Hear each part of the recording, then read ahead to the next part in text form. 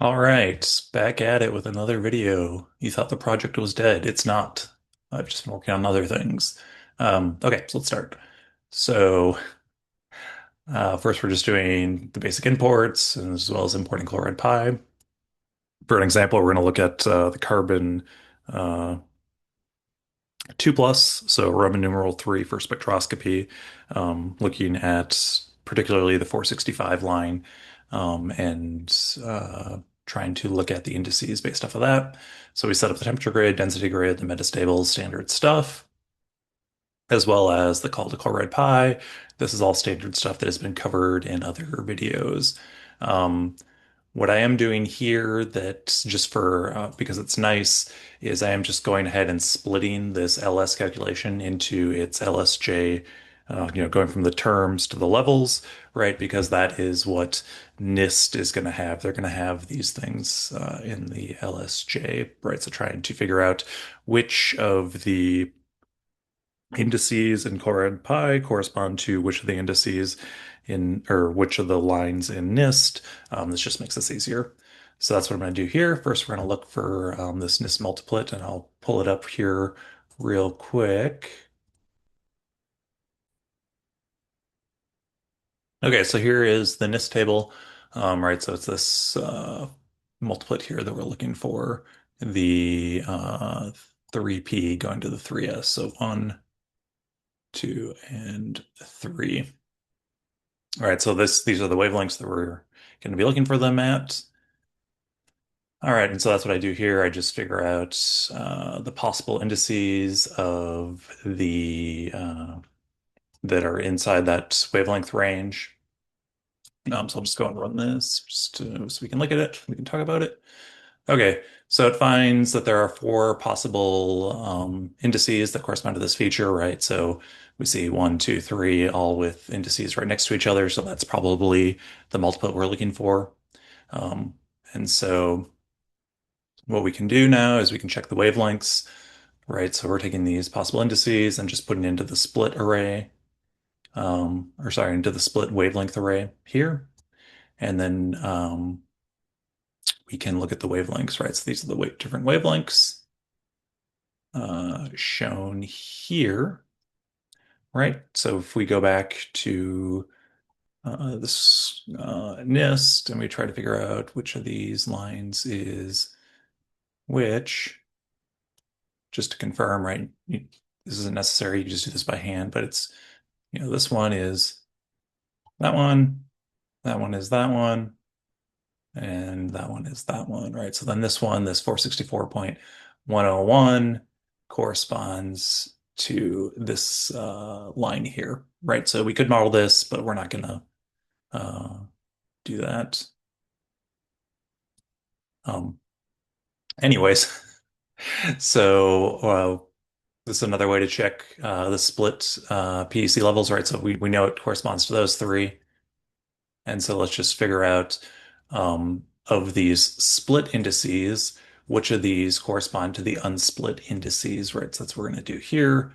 So we're going to um, figure that out by putting that in here, and it'll return. And so we see it goes from 9 to 6, 9 to 6, 9 to 6, and 25 to 12. So if we look at the 25 to 12, it's 0 in the calculation. So, you know, we know it's not. We also know it's not from the wavelength, so we know we have the correct indices. So those are indices um, 9 and 6, right? So these indices start with the ground at 0, right? Because if we look at where we at here, C2 data, nope.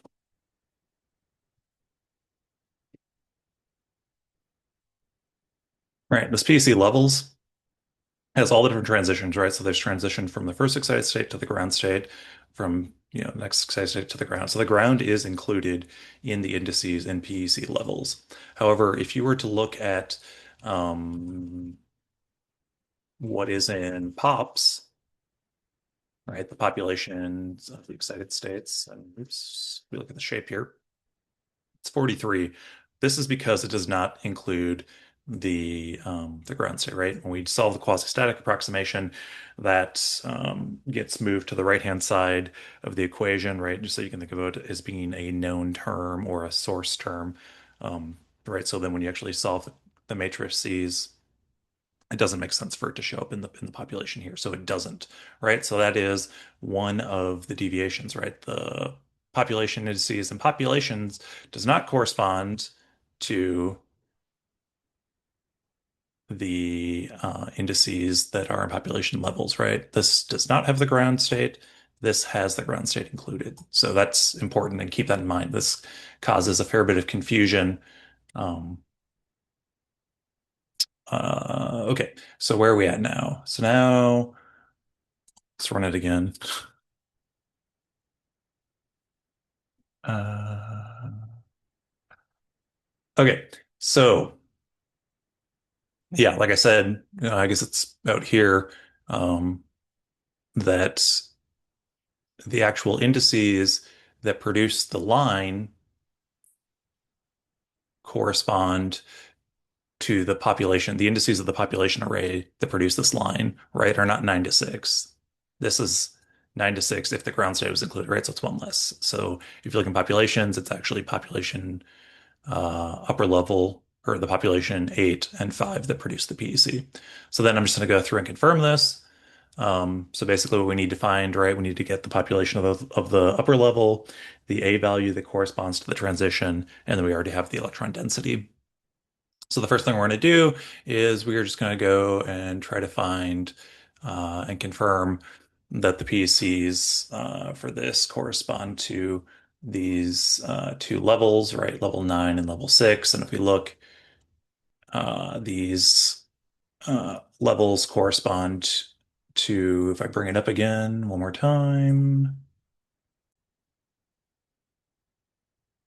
All right, so if we just look here, right, the J value is going to be weird, right, because it's like the effective J in the when it's LS resolution, but we can just confirm looking at the configuration or the all the term information here and the information that's here that these are in fact the levels that we want. And so now this is where things get even more confusing. So if we want to find the A value, right, to find the A value, we need to look in the rates. So we go C2 data rates, A value, and we'll look at the shape of this. Right, and it's 882, 822. And so when I was going through and doing this, I confused myself, right? Because this is confusing. But if we look at uh, uh, the PCs, right, we'll find, oops, what am I doing?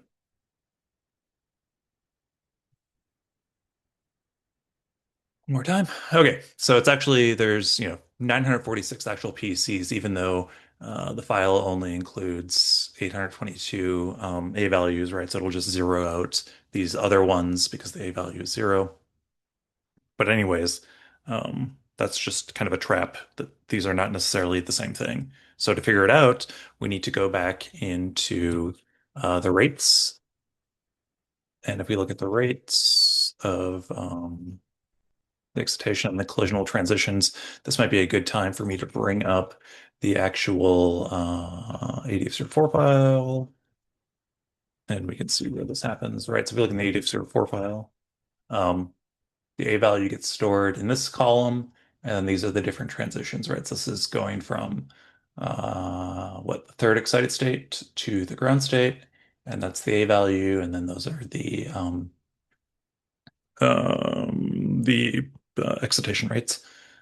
Or the effective excitation rates. Uh, so anyways, this uh, indices here correspond exactly to these in the file, right? And this is yet another change of indices because this file has the ground state as being 0, right? This is originally FORTRAN code, so we start at 0, so even more confusion. So this is where we find these transitions, right? So what we want to find, right, are the transition that correspond to, um, go back, that correspond to levels 9, right? going to level 6. So in the terms of the indices for this array, we're looking for level 10 going to level 7, right? That's just the uh, change going from Fortran to Python convention. And so that's what we're doing here, right? So we're going to go into the transition array and we're going to figure out where the upper indice is 10 and where the lower indice is 7. Um, so we'll run it one more time. And so what we'll find here is that it corresponds to this indice of the A value. So now what we'll do is we'll go and actually confirm this. So we've got our population array here, and we're going to use the eighth indice, right? Not the ninth, the eighth, because the population does not include the ground state. We'll then use this A value that we found up here, and then divide by the electron density. And lo and behold, we get the same answer for both of them. So hopefully this helped and was not too rambly.